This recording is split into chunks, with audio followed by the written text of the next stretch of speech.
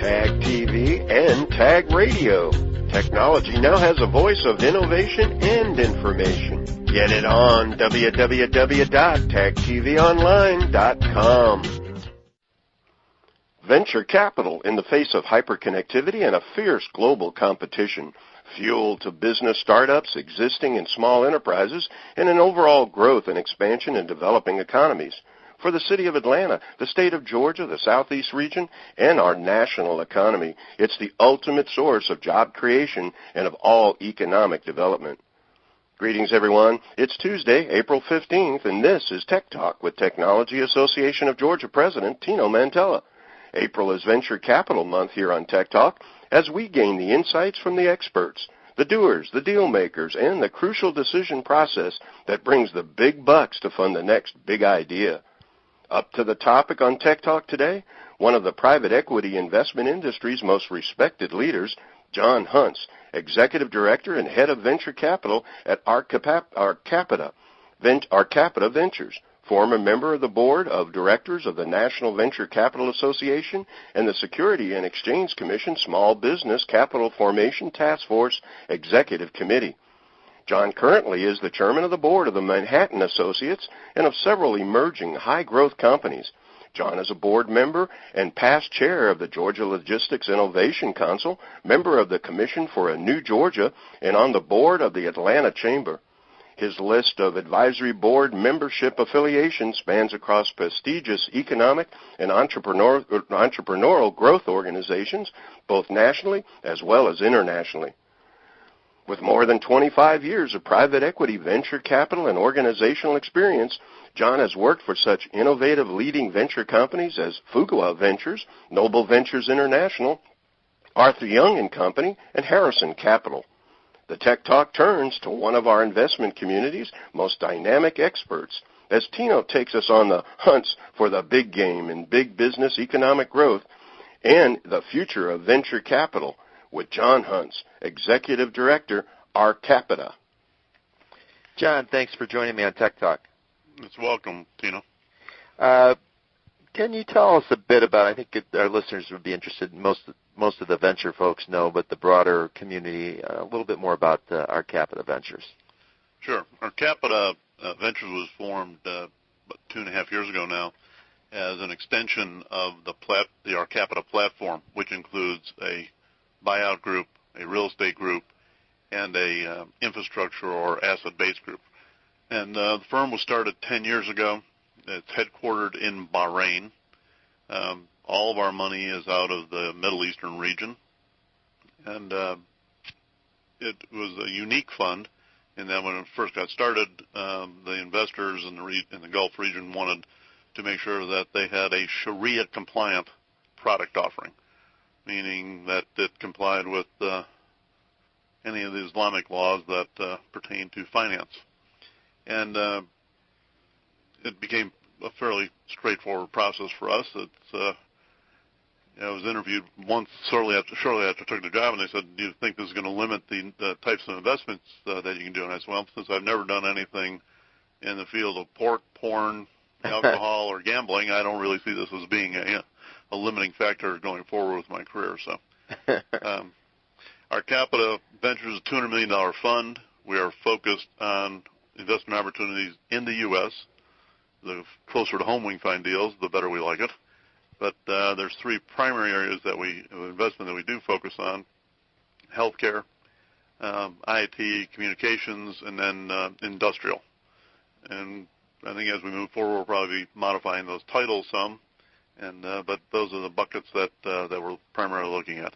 We want to do growth stage financing, so we'd like to do a minimum of $5 million. We prefer to do $10 million round of funding to fund the growth of opportunities that have at least established a product and are starting to sell it into the marketplace.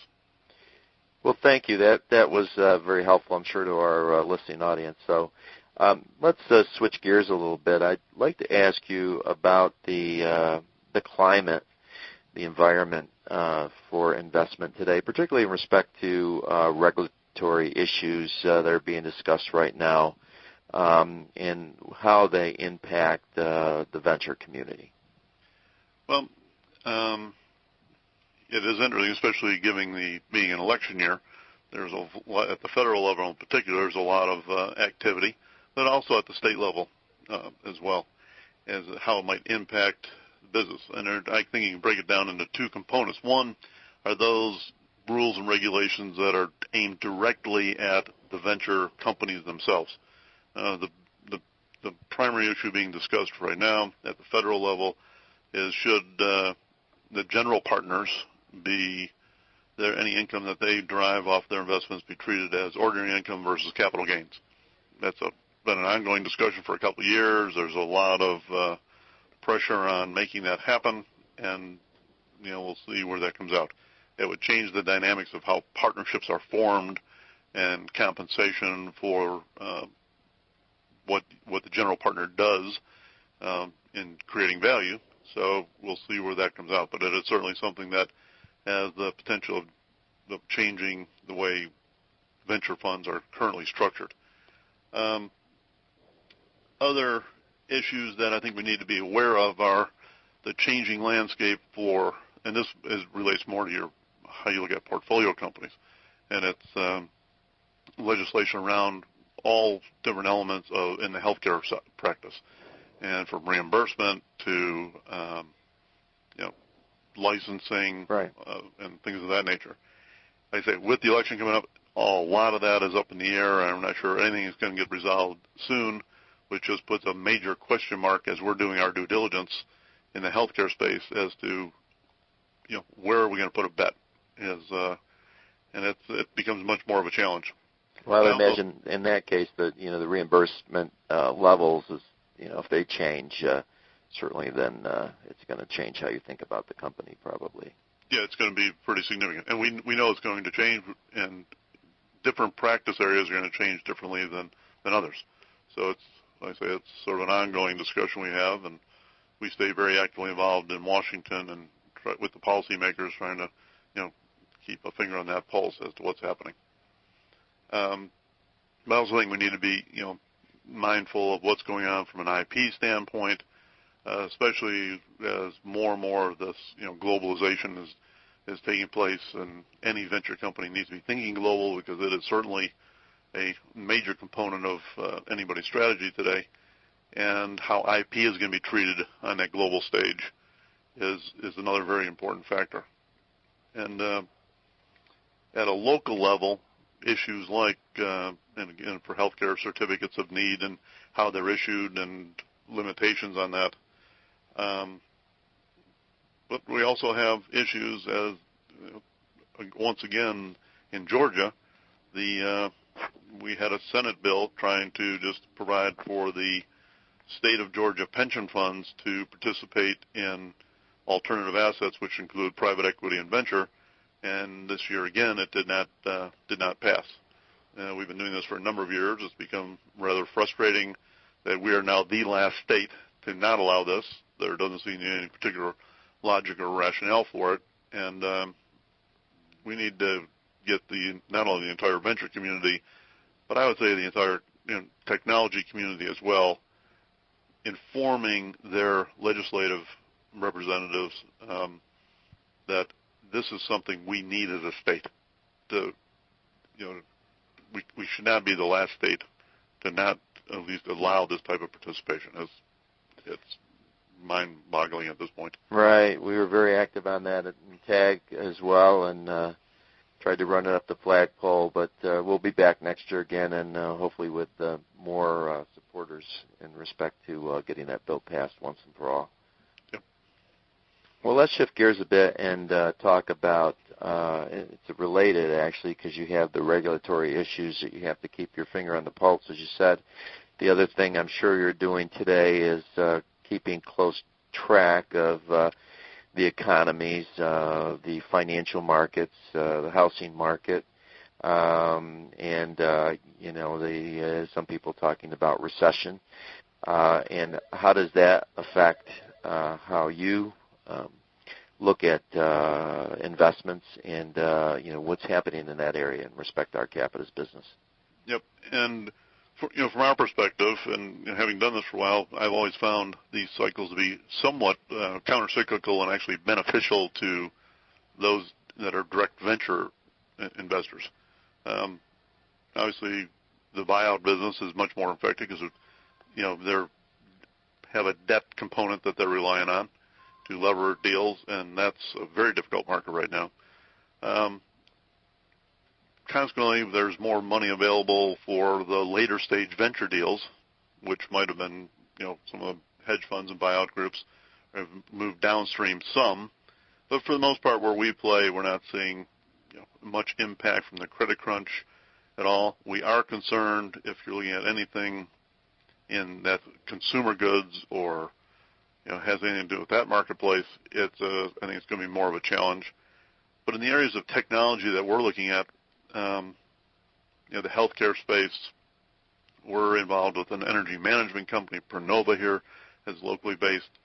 That I think is anything that can save you money or better control your process as an organization. Those are all areas that we continue to look at and feel very strongly about. Well, that's good to hear. So you're continuing to move down your path without a whole lot of change at this point in respect to that. That's right. Keep a watchful eye on it because everybody is always careful, and you never know what legislative triggers this might pull. So, how about our members? Oftentimes, particularly those that are entrepreneurs, are interested in the governance and how all that works. What are some of the governance challenges of venture-backed companies? Well, I take a very straightforward view of this, that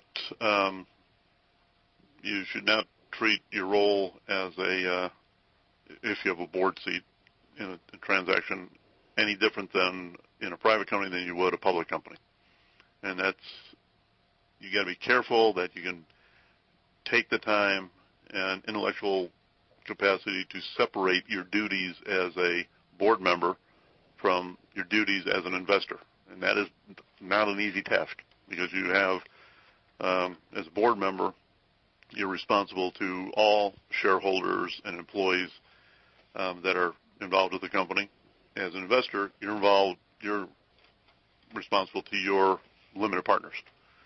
And, keeping those two separate is not always the easiest thing in the world, but it's certainly something that's required.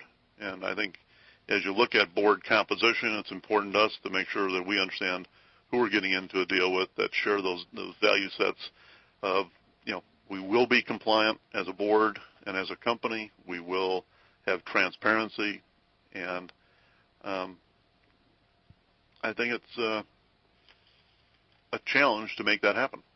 But it's certainly a challenge that you have to deal with and deal with on a very straight-up basis. We see a lot of entrepreneurs here, certainly, and they're still. In our business launch competition, for example, we have 75 companies this year vying for our cash prize of $100,000.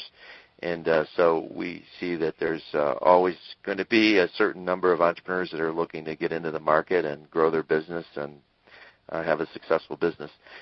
From the venture side, what do you see that's hot today, if you will, and what's not, particularly, John, from the standpoint as you look at Georgia and the Atlanta area? It's become pretty clear that everything we're seeing, everybody's green. So yeah, every deal's green. It doesn't seem to matter what you're doing. There's some green component to it that people are very enthusiastic about, and that's an area that we are very interested in, and we like the idea that our companies are green, and but green tech is the buzzword, and it's sort of what we're seeing, a green tech bubble. I think like we did, not as bad as the internet bubble, but it has certainly become the buzzword. Right. Other areas that we're looking at, I think, especially from an IT standpoint, and it gets back to some of the legal issues and so on, are IT around compliance, security, anything of that nature that we can look into. And it's it gives you a lot more of this, as I talked about earlier, with being on board. This transparency as a company is going to be very important.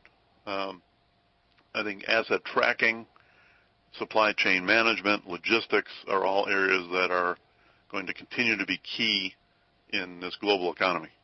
And those are all areas that we're spending a lot of time on.